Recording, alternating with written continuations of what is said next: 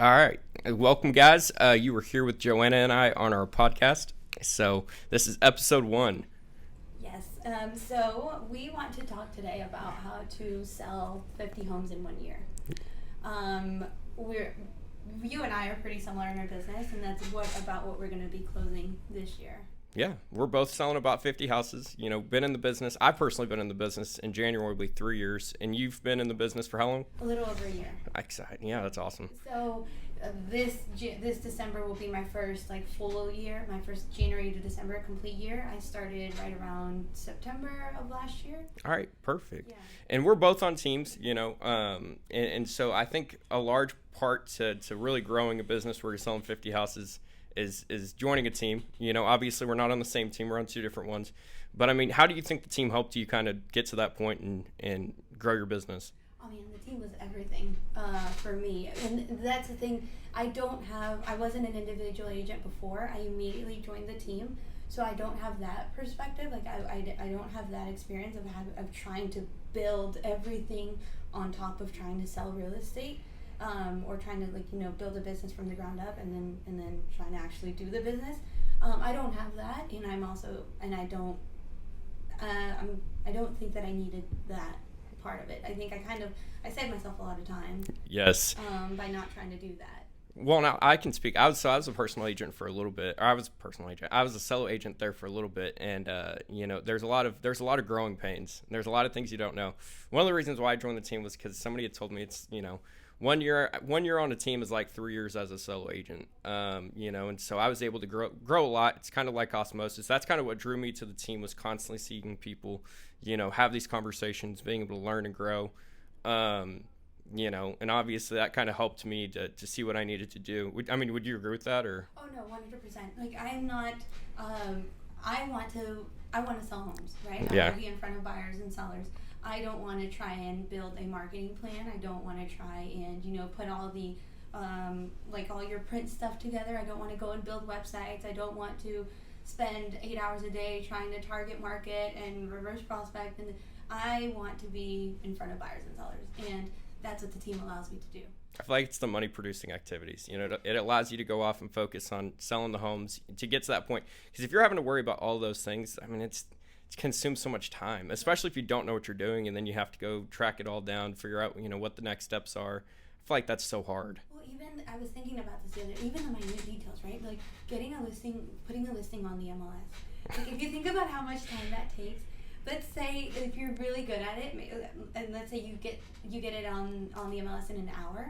Think about how many calls you could have made in that hour, or how many people you could have, or how many appointments you could have been on a listing appointment, or you could have been doing a dollar productive activity, which is what a team has allowed us to do, is focus on and I think it's 5 main things that us as agents on a team should be focused on to move our business forward and actually move the needle where we need it to be. 100%. I think the expectation of being a solo agent and going off and producing all that and also learning everything at the same time, to do all that within the first year would be so difficult. But joining the team definitely allows for that growth. I know for me, I've got so many different leverage points, right? I've got a transaction coordinator I can go back and rely on. And it allows me to really focus in on the important things.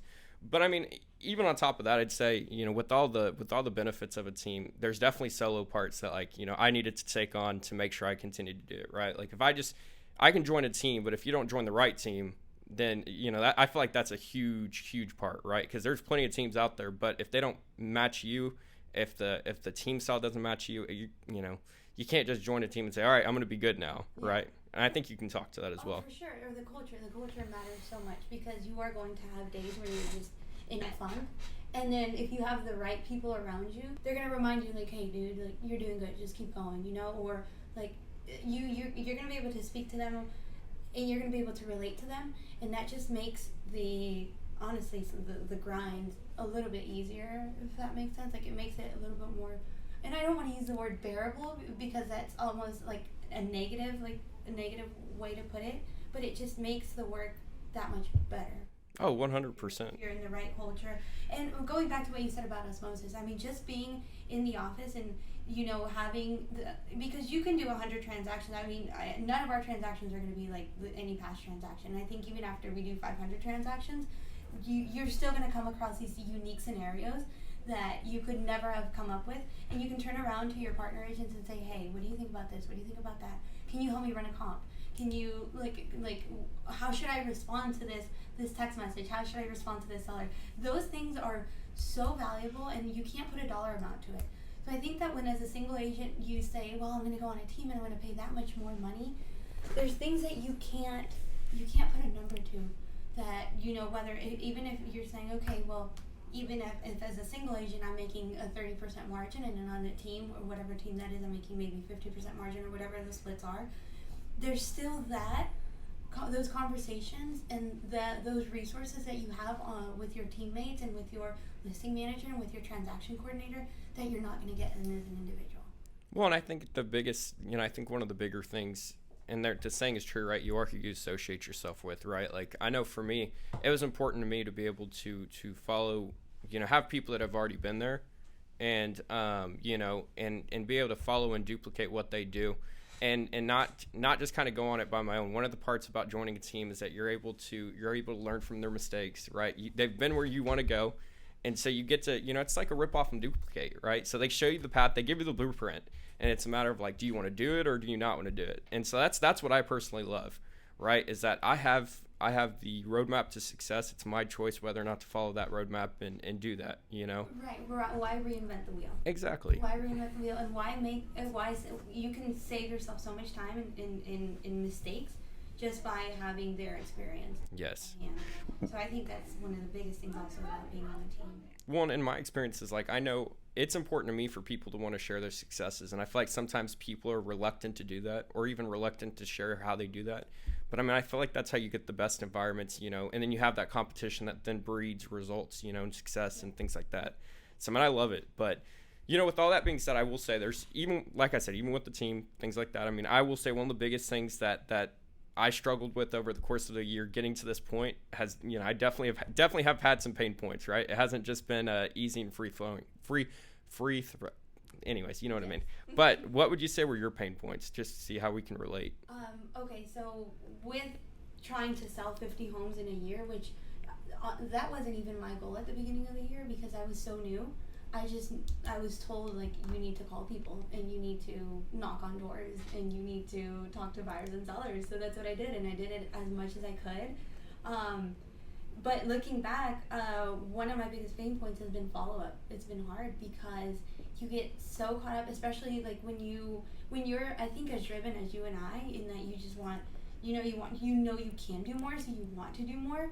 You want immediate results. You want to do the things that are going to give you an appointment tomorrow. The instant gratification. Exactly. So you put off calling the seller that's 3 months away and then you kind of just let that task sit there, and then you call them and they're like, oh, I just sold last month, and that hurts so much.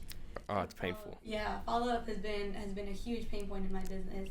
Is one of my pain points is just following up with the longer nurtures, but they're also beautiful when you call them 6 months later and they're like, come list my house. It's definitely tough, right? It's like, oh, they're 3 months out, and then you look down and you're like, oh my God, it's 2.5 months later, and you're like, oh man, I haven't even called this person, right? And it's definitely painful. But I mean, that's definitely been, if I had to make like a number one far away from everything else, it's definitely been the follow-up portion that's been tough.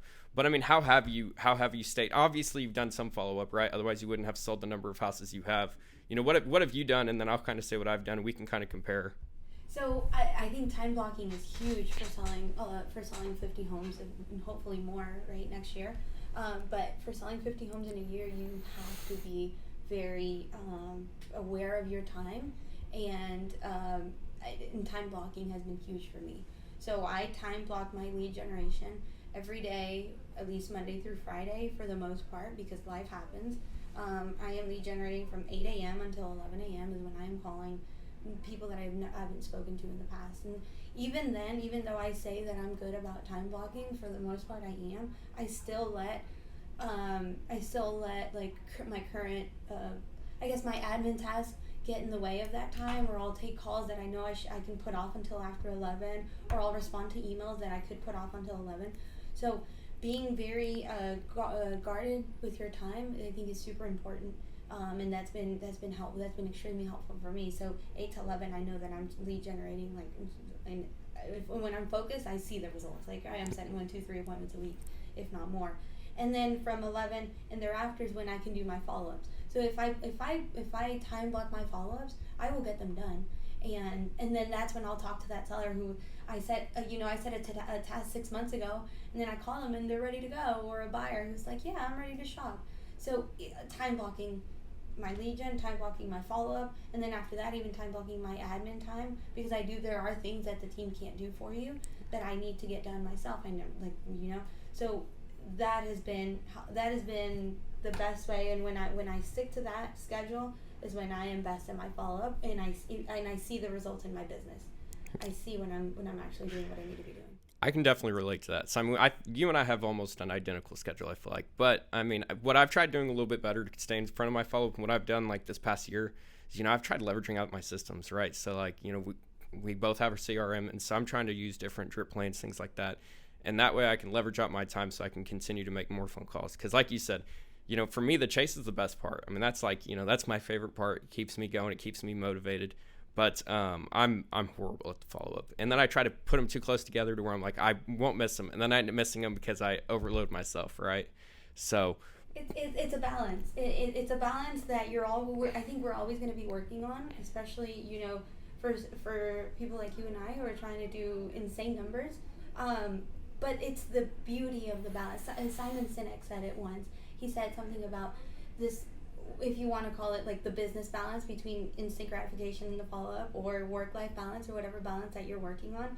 It's knowing that it's always going to be like sort of like a pendulum, and you're never going to be in the middle. You're always going to be swinging from one end to the other, or it's going to be sort of like, it's just going to be this, roller coaster, and just be okay with being on that roller coaster and knowing that you're going to get better at it. Let me ask you, you're Monday through Sunday. What is your schedule week in and week out, right? Like what does that typically look like? So starting off, like I said, I was told you want to sell a lot, then you need to make a lot of calls, you need to do a lot of shows, you need to have a lot of buyers. So honestly, starting off, I wasn't taking almost any time off. I was, because if I was lead generating in the morning, and then I was, doing the work I needed to do during the day, showings, appointments, whatever, and then at night, I wanted to keep lead generating. I just wanted to do more and do more and do more, and I did burn out.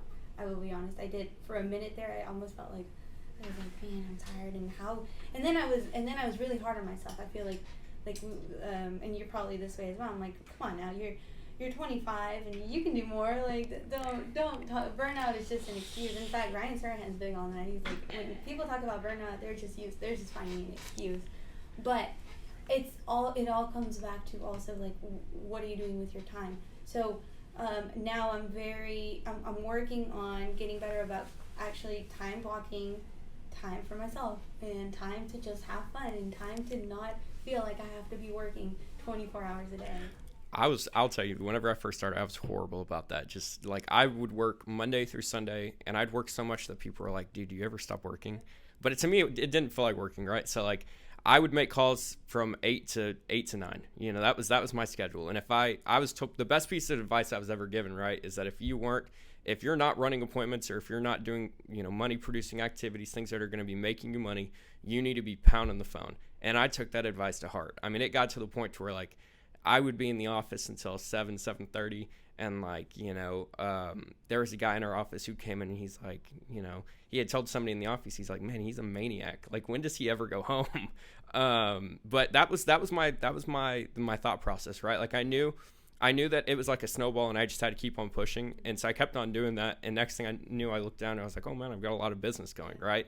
Yeah. But kind of like what you said, right? After a little while, I wouldn't say I got burned out, but I knew I could do it. I was getting better. And so it became more efficient to the point to where I didn't have to work 8 to 9 to see the same results, right? I could do 8 to 1, right? 8 to 2. And I was setting the same amount of appointments.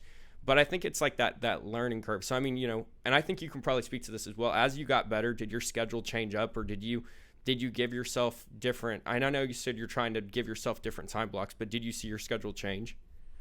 Yeah. Well, I guess sort of. I think for us, and just being in real estate, it's easier to take a weekday off than it is to take a weekend off. Yes. So maybe in that aspect, my evenings, I have more free time in the evening. I say free time, you're never really free, but I have more free time in the evenings. And you're right, because and now that you say it, it's because I've become more efficient. Yep. Because I can set more appointments earlier, so I don't need to lead generate in the evening as much. Because I've already set my appointments in the morning. Because I'm getting better at conversations.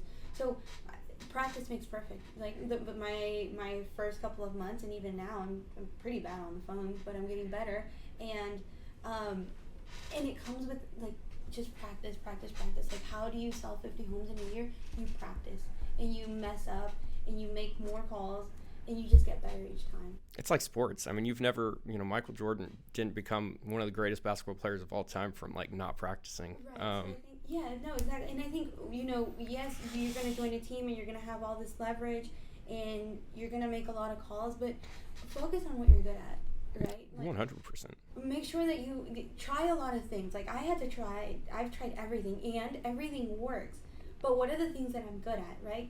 Can I call expires and FISBOs and set more appointments versus trying to, I don't know, do circle prospecting or whatever and not set as many appointments? So find what you're good at and then dial that in and then be really good at that. And that's how you become more efficient. That's how you get better practice. That's how you start hearing the same conversations. So you're having better conversion, like your conversion rate is higher. I think that's been huge in being able to attain that 50 in a year. Of course. Let me ask you this, because I talked to somebody about this the other day. Does it blow your mind to say, like, I feel like I'm only 25% of my, like, full potential, and I'm doing this much? Like, you know what I mean? Does it ever blow your mind to think, man, I haven't even reached where I need to reach, and I'm doing this much? Like, the sky's the limit. I know, yes. You have to believe that. Even then, we're sitting here talking about this and what we've accomplished in a year, and I think that I still don't believe it. Like, the numbers are there, but it still doesn't feel real. But what has changed and what the team has been huge in helping me with is changing my mindset. Like you said, mindset is huge, and actually believing the things that people tell you can do and the things that you tell yourself you're going to do, right? Like, I know my goal for next year is going to be 100, and I think I can do it, and I still don't believe it 100%. And then the moment you start, but I feel the shift in my mindset, and then it starts to become a little bit more real. And then when I start to believe it a little bit more, I see it reflects in my conversations, it reflects in my business, and it reflects in my numbers. Yep. You have to somewhat believe it. So, all right, but that leads into a great point. I agree with you. You definitely have to believe it, but you also have to take the action. So, like, how do you plan on reaching that 100 million, or selling 100 homes next year? Like, how do you reach that goal? Okay, so I am, and I think you and I are very similar in this, in that we are really good about, we could cold call all day, and we can just talk to people that we don't know all day because we've become so comfortable with it, because that's what we're good at. But now we have that database, now we have those clients that we can now reach back out to and say, hey, who do you know that's looking to buy or sell? So I think being more intentional with my past clients, with my database, and continuing to do the things that now I'm more efficient at is going to help me get there. Just being more intentional. Like, I feel like this past year, and I feel like when you're doing that much business, you're almost kind of blind to what you're doing until you look back and you're like, I did that much business. But now it's like I blew a lot of things up, but now I know how to intentionally blow things up. So now I can control the demolition, if that makes sense. Now I know where to place the landmines, and now I know where things, for the most part, where things are going to blow up, or like what direction they're going to blow up in, so I can control it. It's like a dam. Like, at first it's like the water's just gushing out, but now we can kind of control it. We get to dictate how it goes. But I agree with you. It's almost like second nature. It's a habit, right? Like, going in and making calls is a habit. If I don't do it, I feel guilty, And I'll tell you, one of my favorite things to do, and I'll tell you one of the reasons why I sold 50 houses this year is we call it reverse engineering the numbers, right? So, like, if I want to sell $30 million worth of real estate, then I need to break that down, right? If my average price point is $300,000, then I know I need to sell 100 homes a year. 100 homes divided by 12, I'm selling what? That's bad math. All right, that's an X number of homes a month, right? It's like 6.7. Like, yeah, it's, yeah. Yep, I want to say it's close to 8, but it's anyways. Let's say you're selling 8 homes a month, right? Then you need to break down. Okay, if I want to sell 8 homes a month, how many calls do I need to be making? How many referrals do I need to be getting?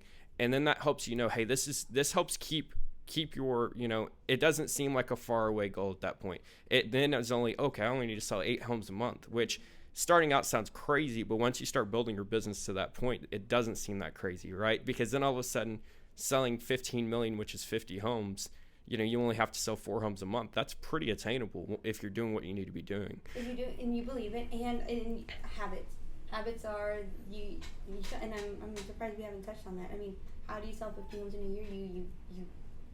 You put good habits in place. Yeah, well, what's that saying? It's like if you do something 7 days in a row, it becomes a habit or something like that. And so, if you keep on doing it, eventually it's going to be something that you just wake up and that's your normal, daily routine. And that's going to be how it goes. Yeah. But I'll tell you, I think if you break down those yearly goals and you make them monthly goals or even weekly goals, all of a sudden it doesn't seem like you're climbing Mount Everest. It becomes much, much easier. Yep. And okay, I talked to 25 people today. That's the number I need to talk to, so I can go home and have dinner and rest and then recover for tomorrow. But I honestly though, I wouldn't have sold that many homes if I didn't build the habits that I needed to build, right? My morning routine is super important. If I don't work out in the morning, then I just feel terrible during the day, and I feel tired, and you can hear that in my calls, right? Mm-hmm. The person on the other side of the phone is going to be able to hear that either I'm smiling or I'm falling asleep, and all that reflects in your business, right? It reflects in your numbers. Eating right has been super important for me because if I'm taking care of my body, then I can take care of my business, right? If your foundation isn't stable, then your business is going to crumble. Like, getting up early is super important. Some people are night owls. I think you work later than I do. Yes. And that's fine. But you've created good habits around your schedule. 100%. And then, right. So for me, it's my morning routine. It's eating right. It's showing up when I'm going to say I show up. It's all those little habits. It's knowing that today I really don't want to call from 8 to 11, and I've already built the habit to where whether my body wants to do it or not, I'm going to show up and I'm going to do it. You're totally right. It's one of those things that it's just second nature. Now, all right, let me ask you this, right? And I like having these discussions. This is one of my favorite parts. Why do you think, and this can be a solo agent or an agent on a team, like why do you think agents aren't successful, right? Because we're making it seem super easy, right? We're giving it like, hey, if you do this, then you're going to be successful. But, obviously there's an 80-20 rule in any sales. So, like, why do you think most agents aren't successful? Aren't successful. Oh, just make the calls. I know. They don't want to make the calls. They want people. One of the most frustrating questions that I get is, where have you had the most success? And I've had success with everything. I've had success with calling. I've had success with expireds, FISBOs, circle prospecting, door knocking. Is one easier than the other? They want to hear the easy fix. Yes. They want that magic pill that's going to help you lose 100 pounds, tomorrow. And it's like with everything. It's like, how do you lose weight? You eat right and you work out 3 to 5 times a week. How are you successful? You get in there and you make the calls that nobody wants to make, and you set it I don't know. It's hard for me to say because I don't want to put others down if they don't feel that they're successful. But it's like if you put in the work, you put in the work and you pair that with good habits. I tell everybody all the time, I'm not special. I just, I'm the hardest working person in the room, and that sounds super arrogant, but it's also the truth. You know what I mean?